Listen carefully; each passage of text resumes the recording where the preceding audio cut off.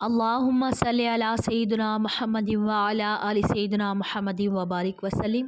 Daily Islamic network YouTube channel پر آپ سب کو خوش آمدید۔ نماز کا انتہائی اہم مسئلہ، 4 رکعت نماز، چاہے وہ سنت مؤکدہ ہو، 4 رکعت نماز فرض ہوں، 3 فرض مغرب کے ہوں یا عشاء کے 3 وتر واجب ہوں۔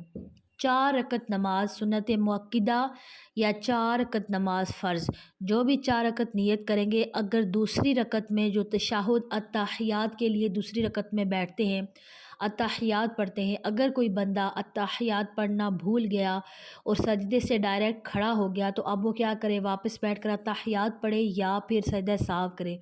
اگر کوئی بندہ 4 رکعت یا 3 رکعت والی نماز میں دوسری رکعت میں التحیات تشہد پڑھنا بھول گیا تو وہ یعنی اگر مکمل کھڑا ہو گیا تو اب وہ نماز اپنی کمپلیٹ کرے، مکمل جس طرح نماز پڑھتے ہیں، اور اینڈ پہ سجدہ سہو کر لے، یعنی جو بھول کر جس سے چھوٹ گیا۔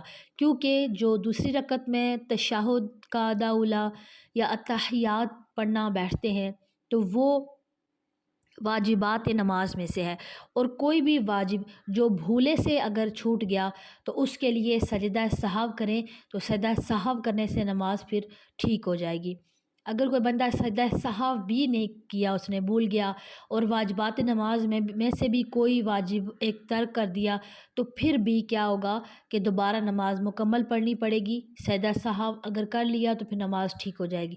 تو سجدہ سہو کا کیا طریقہ ہے، اس کے لیے مکمل ایک ڈیٹیل کے ساتھ ویڈیو میرے چینل پر موجود ہے، آپ جا کر وہ چیک کر سکتے ہیں اور سجدہ سہو کیسے کیا جاتا ہے اس کا طریقہ سیکھ سکتے ہیں۔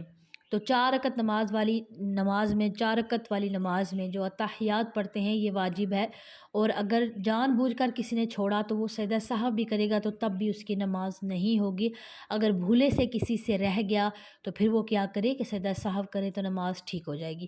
مجھے امید ہے کہ آج کی ویڈیو آپ کو سمجھ میں آ گئی ہوگی۔ اگر آپ کو ویڈیو اچھی لگے لائک اور شیئر کرنا مت بھولیے گا۔